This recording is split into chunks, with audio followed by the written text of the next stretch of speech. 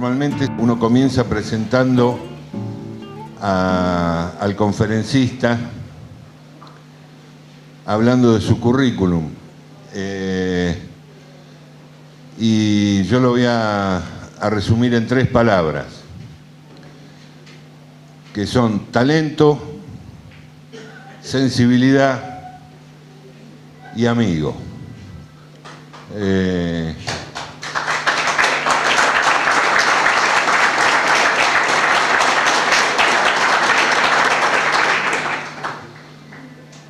Carlitos es un... Yo voy a empezar porque es un amigo.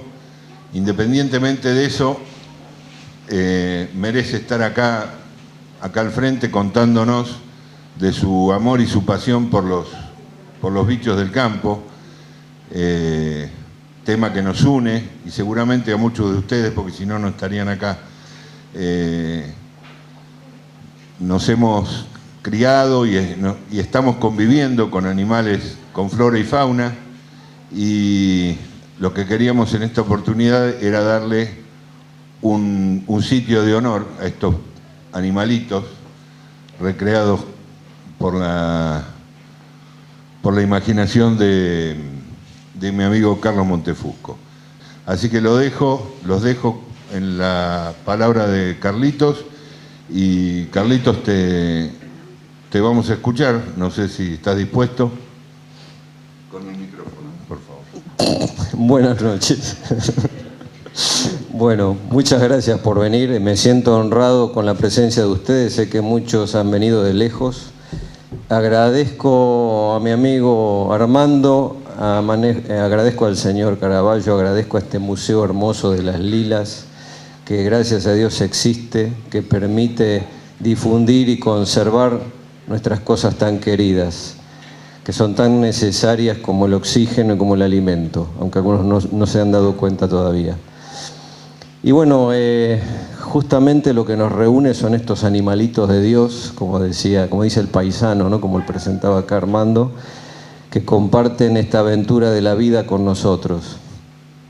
Esta historia comienza, yo diría, a partir de que el primer hombre se encuentra con el primer animal, porque si no hay un ser humano, tampoco hay quien escriba la historia de estos bichitos, quien recree sus vivencias, sus aventuras a través de la poesía, de las leyendas, de los mitos, del arte.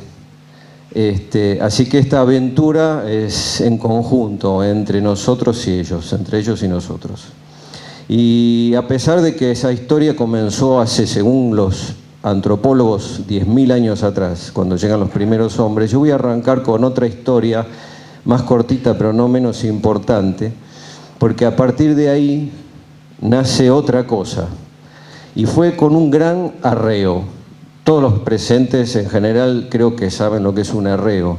Este arreo fue colosal y fue el primero, y el encargado de ese arreo, el capataz de tropa, fue un conocido de todos nosotros, un vasco llamado Juan de Garay.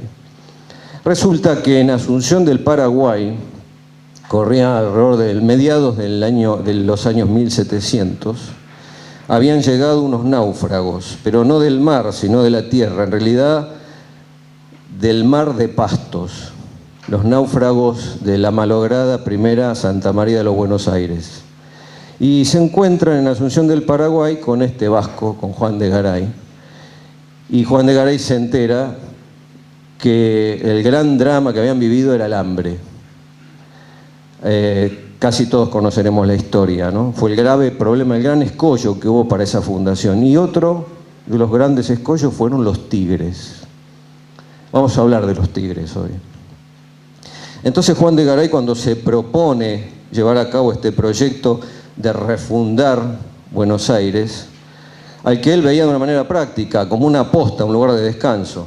No era la gran ciudad que él imaginaba, no pensaba formar una gran metrópoli. Él dijo, bueno, necesitó comida. ¿Y cómo se podía llevar la comida? No había heladeritas en esa época, no había para llevar carne refrigerada. Había que llevarlo dentro de una vaca, y la vaca tenía que ir caminando. Y para llevar vacas caminando, ¿a quién podía haber reunido Juan de Garay? ¿Quiénes eran los especialistas en ese trabajo en este lugar del mundo? Pues en aquel entonces los llamados mancebos de la tierra. Los mancebos de la tierra, que eran los hijos de India guaraní y de español.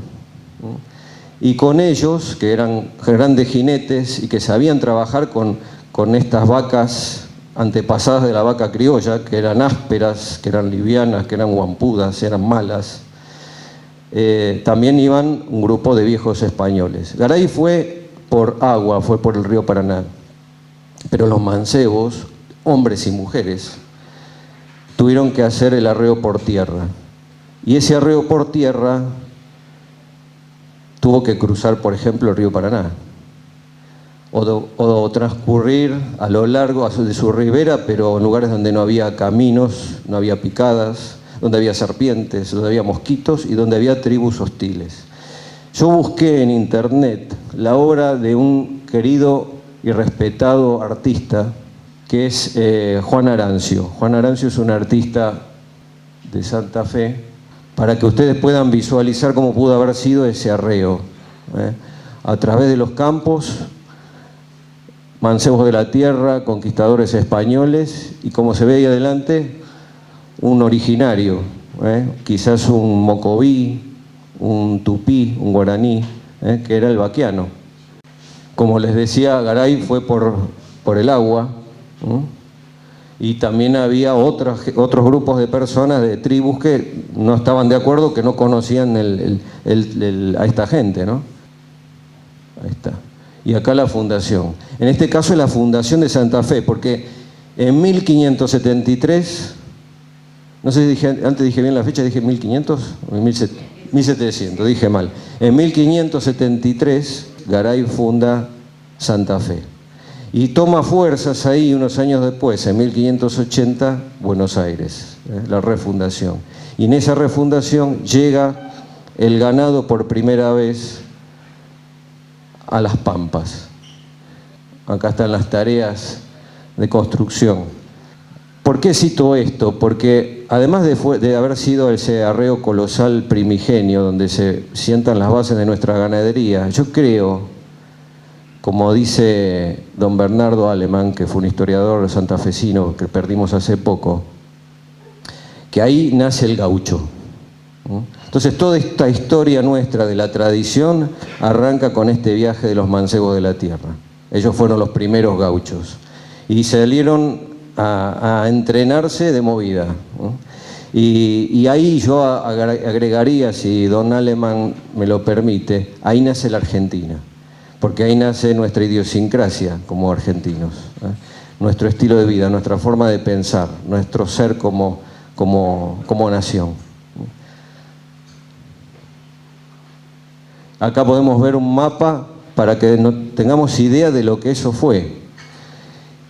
Desde Asunción, terminando en 1580 en Buenos Aires. Y en ese transcurrir, en ese viaje colosal, aquellos mancebos y aquellos españoles vieron muchos bichos, y algunos ya los conocían porque los compartimos con el Paraguay, pero encontraron otros totalmente nuevos y que fueron bautizando. Y así fue que los españoles bautizaron al inambú como perdiz y llamaron al yaguareté tigre. Y como muchos tenían experiencia marina, todos habían venido a través del mar, a la nutria le llamaron lobito de río, por lo que el coipo recibió el nombre de nutria, ¿no? Y así fue como nosotros nos caracterizamos por llamar así a esos animales, y a veces no nos entendemos con los españoles. ¿Y cómo empieza a mí a gustarme este tema? Empezó de muy chico. Una vez leí que a un cachorro de coli lo habían llevado al campo, estaba criado en un departamento, y de repente ve una majada, y desesperado sale atrás de esa majada. Y nunca, claro, le habían enseñado a trabajar con ovejas, hizo un desparramo espantoso. Bueno, él traía en sus genes esa necesidad, ¿no?, de trabajar con las ovejas. Yo nací con esa necesidad de la naturaleza. Siempre fui un contemplativo. A mí me encantaba, en lugar de ir a jugar a la pelota con mis amigos, por ahí me iba a la costa del Río de la Plata. Yo vivía en Avellaneda Y en esa época un chico podía hacer eso. Me iba en bicicleta y me dedicaba a pescar ranas o simplemente a observar los animales. Y había mucha cosa, inclusive cuando venían las sudestadas y había inundación y venían las crecientes del Paraná con los camalotes, llegaban una fauna increíble para mí. Llegaban pirañas en el agua, le llamamos palometas, llegaban serpientes que del Instituto Malbrán las iban a buscar para obtener suero, llegaban carpinchos, llegaban chajás, llegaban a veces hasta monos, ¿no? Entonces para mí esa costa del Río de la Plata, que era un ambiente muy parecido al del Delta, constituía como la selva del Amazonas, ¿no? Estaba lleno de aventura y llegar al río era una experiencia inolvidable, porque el río para mí era ese horizonte interminable, ese horizonte que después tanto amé y sigo amando, que es el de la llanura nuestra, ¿no? Era un horizonte diferente, muy húmedo, recuerdo ese perfume del río que era agradable. Me acuerdo caminar sobre la resaca, sobre la playa, que era caminar sobre como si fuera Telgopor. Y una vez presencié algo increíble. Vi algo parecido a esto. Yo me acuerdo de esto y digo, no puede ser que lo haya visto, debo tener 1000 años. En realidad, nuestra historia es tan joven que no hacen falta 1000 años para retrotraernos y poder ver a unos pescadores a caballo sacando una red cargada de sábalos. Eso yo lo vi. Claro, no había carretas para cargar el sábalo, había ya un rastrojero. Pero eso me hermanó sin saberlo aquella época colonial, esas pinturas y grabados de la vieja época, y donde se surtía la gente de la vieja Buenos Aires del pescado, porque era lo único que se podía conseguir. En esa época no existía el filé de merluza. Yo cuando vi esto, lo vi ya con una época en que esta gente trabajaba con las sabalerías, que eran lugares donde se hacía harina de pescado, ¿no? Y eso fue imborrable, y como fue imborrable la primer presencia de un pseudo abuelo que yo tuve en esa época, que era don Faustino, que estaba casado con doña Fausta. Era un jubilado que vivía casa por medio. Yo vivía en un barrio, esos barrios donde se podía jugar en la vereda. Era el más chiquito de la cuadra, entonces todos estaban en la escuela y yo me aburría terriblemente. Pasaba esas siestas de verano con calor, cuando todavía no habían terminado las clases. Digo, ¿qué hago yo acá? Y aparecía don Faustino que me salvaba. Y don Faustino se sentaba en la vereda, daba vuelta a la silla, con su camiseta musculosa si hacía calor, y me contaba historias. Me contaba, por ejemplo, por qué el barrio donde yo estaba se llamaba Crucecita. Crucecita era porque, según me contó él, hay dos versiones. Una de un malevo orillero que lo mata a otro malevo, y otra de un lechero que, viniendo de la costa, y el pobre no tenía familia, en la madrugada lo asaltan y lo matan. Y queda ahí en Camposanto, mal cuidados sus restos, y aparece el alma del finado. Entonces la gente del barrio estaba desesperada, hasta que uno corajudo le arma una cruz, la Crucecita. Y bueno, el fantasma ahí descansa y desaparece, pero le queda el nombre al barrio. Y me decía don Faustino que ahí en esa zona donde yo estaba era zona de relleno, y había tiempo atrás tarariras y había ranas, y yo me lamentaba que ya no las tuviera tan cerca. Y don Faustino tenía una trompeta. Siempre me llamaron la atención los instrumentos musicales, me parecen algo increíble, algo mágico. Y junto a la trompeta un póster de un negro con la cara inflada que era Louis Armstrong. Y tenía un ñandú embalsamado, muy parecido a este. Yo no pude traer el de don Faustino, pero hice uno a propósito para que ustedes lo vean. Era un ñandú, cabeza, cogote y parte del pecho y los salones, y salía de la pared. Yo debería tener 6 años por ahí. Era una cosa increíble todo eso, ¿no? Y me instaba a seguir metiéndome en la naturaleza porque los quería ver.